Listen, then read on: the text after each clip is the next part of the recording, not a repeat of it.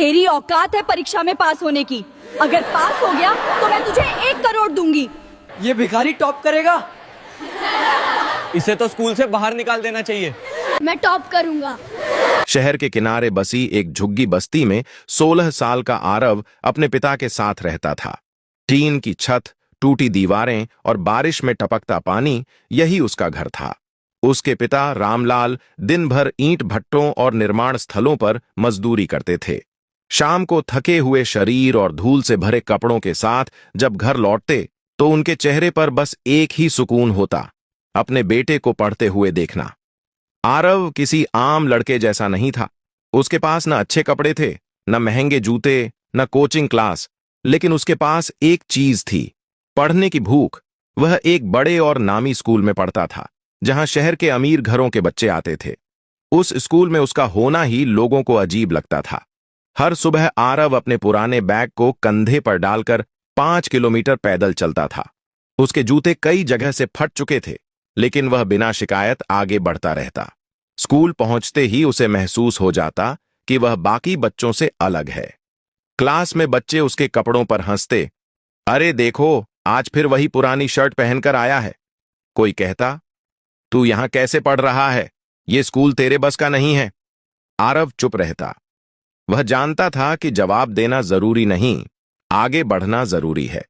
उसके पिता ने उसे इस स्कूल में दाखिला दिलाने के लिए बहुत कुछ सहा था। उन्होंने कई रातें बिना खाना खाए बिताई थीं, सिर्फ इसलिए कि फीस भर सकें।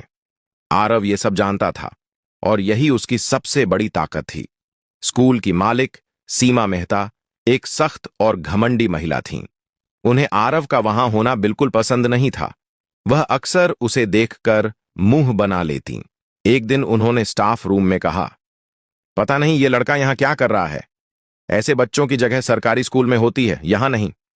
टीचर्स भी अक्सर उनकी हां में हां मिलाते। धीरे धीरे बोर्ड परीक्षा नजदीक आ रही थी। पूरे स्कूल में तनाव का माहौल था। हर कोई अपनी तैयारी में लगा था।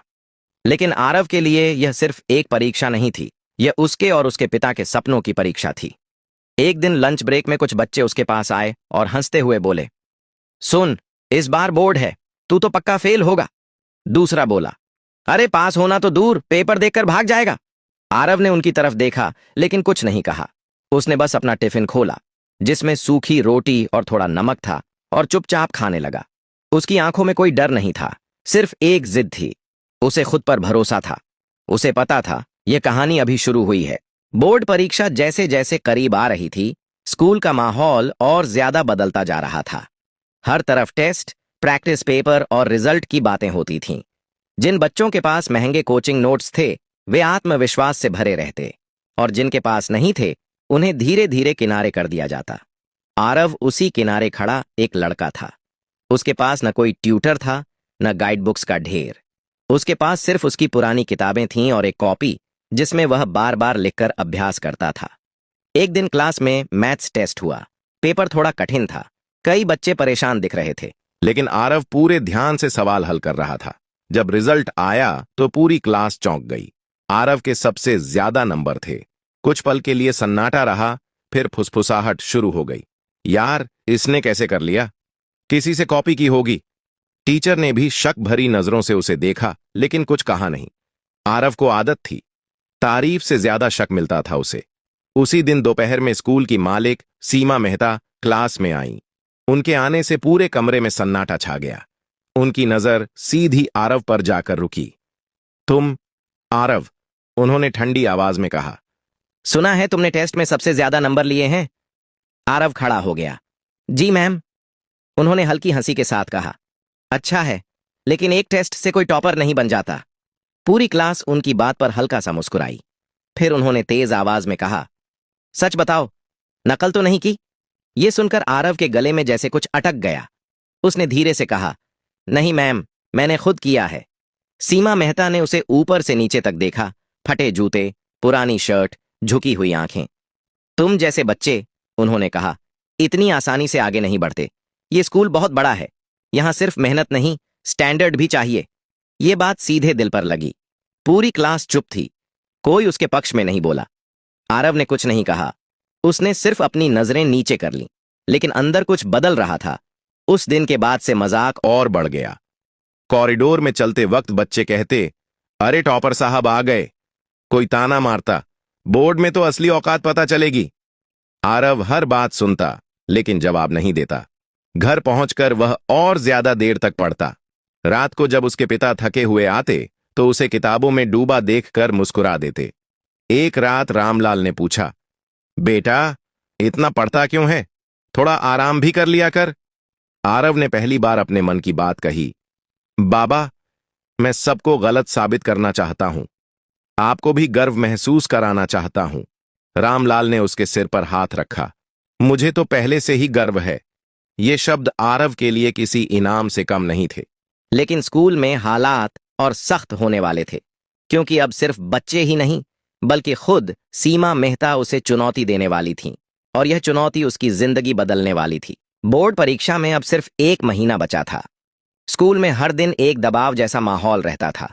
नोटिस बोर्ड पर टॉपर्स की लिस्ट लगती और उसी के नीचे खड़े होकर बच्चे अपनी अपनी तैयारी पर चर्चा करते।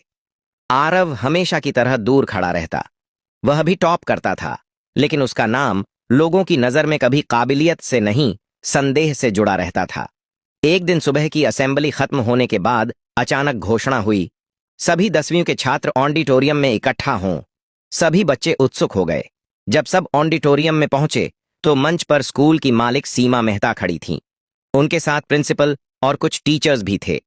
सीमा मेहता ने माइक उठाया और बोली, इस साल बोर्ड परीक्षा हमारे स्कूल के लिए बहुत महत्वपूर्ण है। हमें रिजल्ट में शहर में पहला स्थान चाहिए। तालियां बजीं। फिर उन्होंने कहा, लेकिन कुछ छात्र ऐसे भी हैं जो सिर्फ दिखावा कर रहे हैं, छोटे मोटे टेस्ट में नंबर लाकर खुद को बहुत बड़ा समझने लगे हैं। उनकी नजर सीधे आरव पर जाकर रुकी। पूरा हॉल समझ गया कि बात किसकी हो रही है।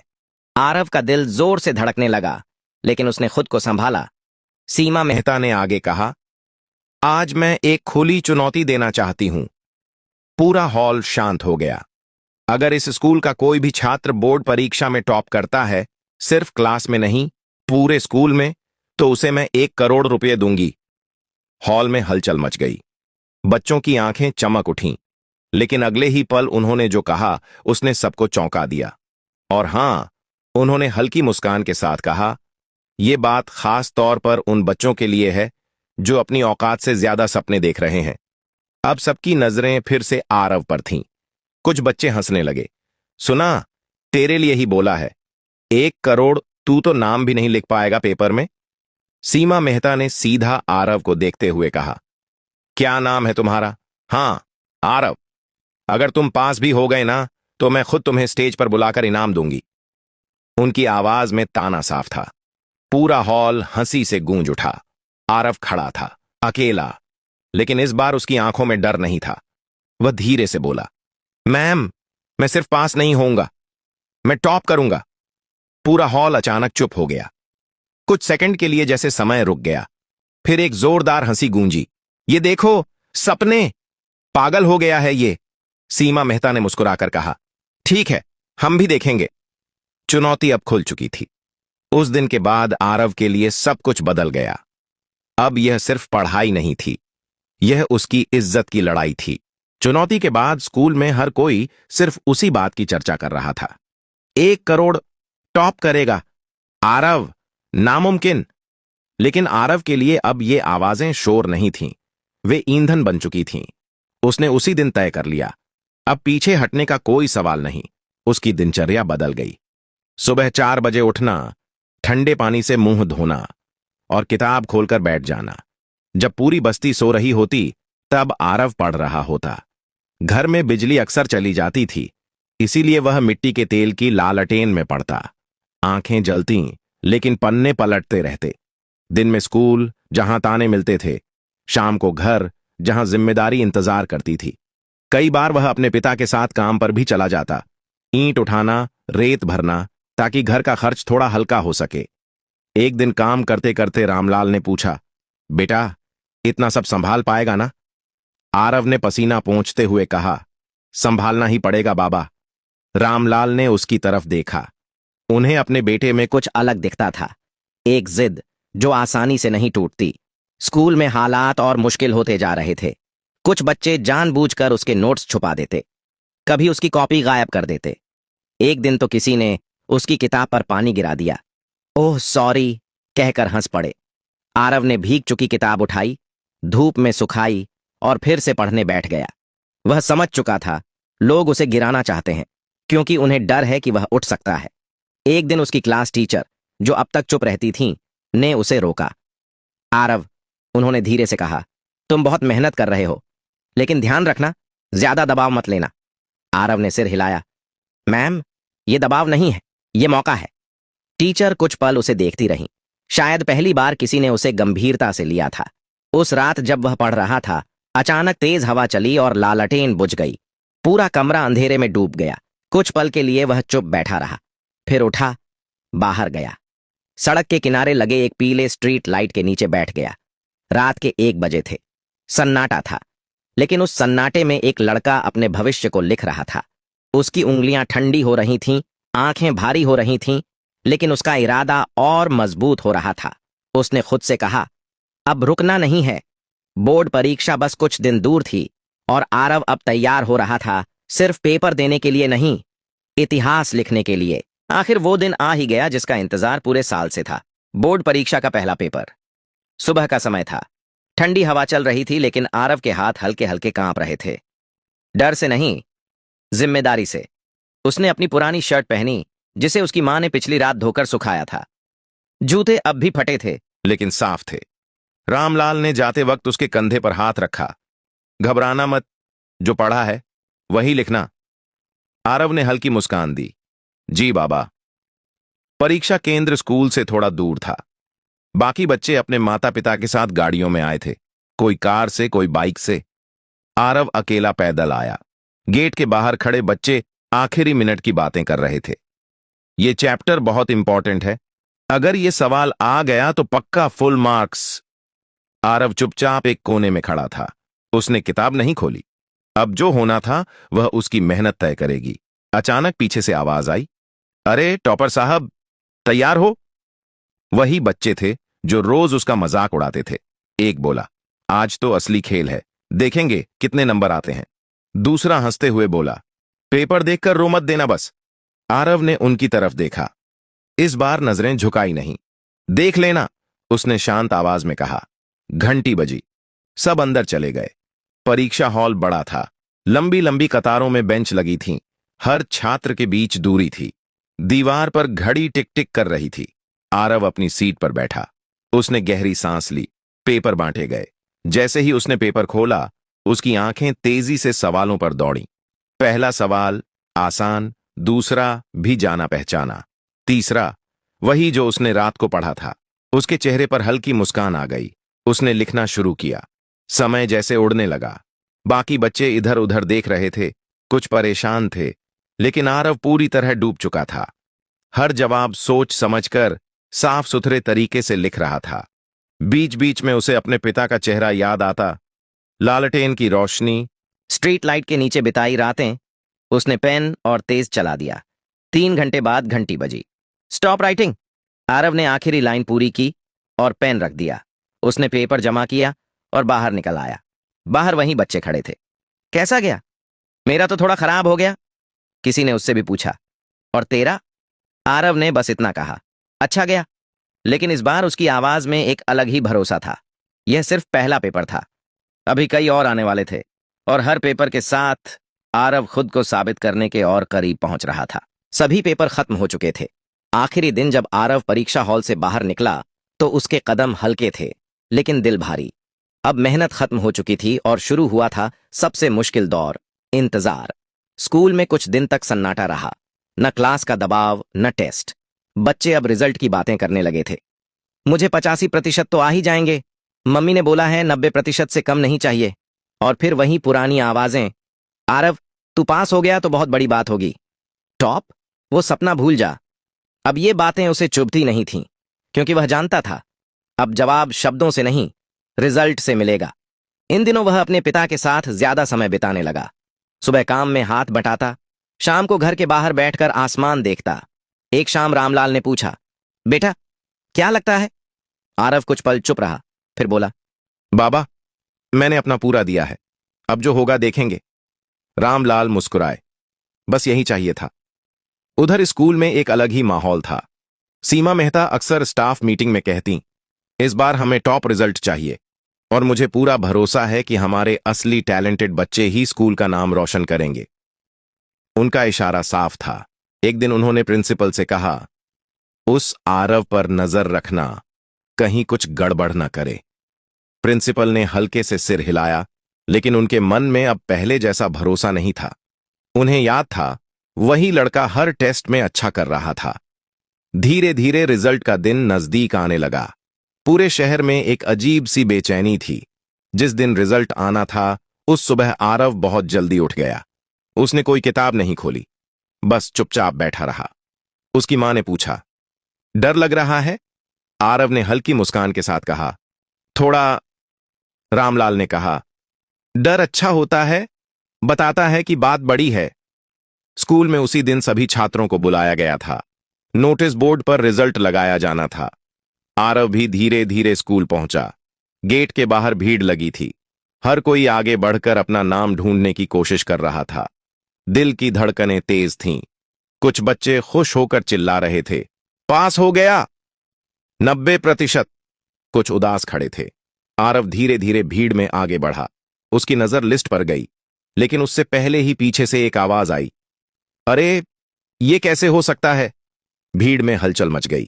किसी ने जोर से कहा, स्कूल टॉपर आरव। कुछ पल के लिए जैसे सब कुछ रुक गया। आरव वहीं खड़ा रह गया। उसे यकीन नहीं हुआ। उसने फिर से लिस्ट देखी। सबसे ऊपर लिखा था, पहला रैंक। आरव उसकी आंखें भर आईं। भीड़ अब उसे अलग नजर से देख रही थी। जो कल तक हंस रहे थे आज चुप थे।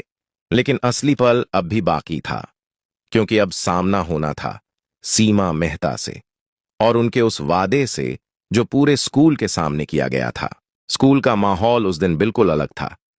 जहां कभी आरव को देखकर लोग हंसते थे, आज वहीं लोग उसे ढूंढ रहे थे। नोटिस बोर्ड के सामने भीड़ अभी भी लगी थी, लेकिन अब फुसफुसाहट का विषय बदल चुका था। यार, सच में टॉप कर गया। इतना शांत रहता था, पता ही नहीं चला। आरव अभी भी वहीं खड़ा था।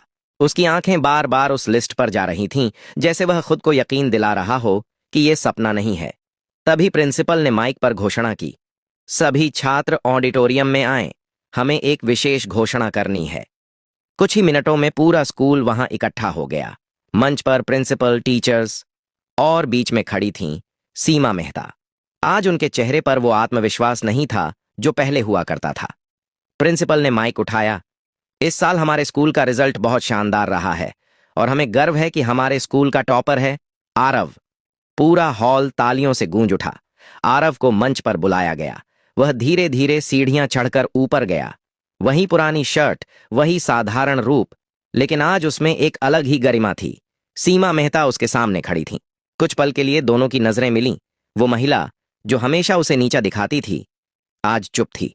माइक उनके हाथ में था, लेकिन शब्द जैसे साथ छोड़ चुके थे। आखिरकार उन्होंने धीमी आवाज में कहा, आरव, तुमने बहुत अच्छा किया। ये वही आवाज थी जिसमें कभी ताना होता था। आज उसमें झिझक थी। पूरा हॉल खामोश था। फिर अचानक पीछे से एक आवाज आई, मैम, आपने 1 करोड़ का वादा किया था। भीड़ में हलचल हुई। सबकी नजरें फिर से सीमा मेहता पर टिक गईं। कुछ सेकंड का सन्नाटा। फिर उन्होंने गहरी सांस ली और कहा, हां, मैंने वादा किया था और मैं अपना वादा निभाऊंगी। पूरा हॉल तालियों से गूंज उठा, लेकिन आरव ने माइक मांगा। सब चुप हो गए। उसने धीरे से कहा, मैम, मुझे 1 करोड़ नहीं चाहिए। सब चौंक गए, सीमा मेहता भी। मुझे सिर्फ इतना चाहिए, आरव ने आगे कहा, कि इस स्कूल में कभी किसी बच्चे को उसके कपड़ों, उसकी गरीबी या उसकी हैसियत से ना आंका जाए। उसकी आवाज साफ थी, मजबूत थी। मुझे चाहिए कि जो मौका मुझे मिला वो हर उस बच्चे को मिले जो मेहनत करता है। पूरा हॉल फिर से तालियों से गूंज उठा, इस बार पहले से ज्यादा जोर से। कुछ टीचर्स की आंखों में आंसू थे। सीमा मेहता ने पहली बार सिर झुकाया। मैं वादा करती हूं, अब इस स्कूल में ऐसा कभी नहीं होगा। उसी वक्त रामलाल भीड़ में खड़े थे। उनकी आंखें नम थीं, लेकिन चेहरे पर गर्व साफ दिख रहा था। आरव मंच से उतरा और सीधे अपने पिता के पास गया। रामलाल ने उसे गले लगा लिया। तू सच में जीत गया बेटा। सिर्फ परीक्षा नहीं, सब कुछ। उस दिन सिर्फ एक रिजल्ट नहीं आया था, एक सोच बदली थी। एक सच्चाई सामने आई थी कि मेहनत हालात से बड़ी होती है और असली जीत पैसे से नहीं, सम्मान से होती है। अगर आपको यह कहानी पसंद आई हो तो वीडियो को लाइक जरूर करें। ऐसी ही प्रेरणादायक कहानियों के लिए और कमेंट में अपने शहर या गांव का नाम जरूर लिखें ताकि हमें पता चले आप कहां से देख रहे हैं। आपका एक छोटा सा सपोर्ट हमें और बेहतर कहानियां बनाने की ताकत देता है।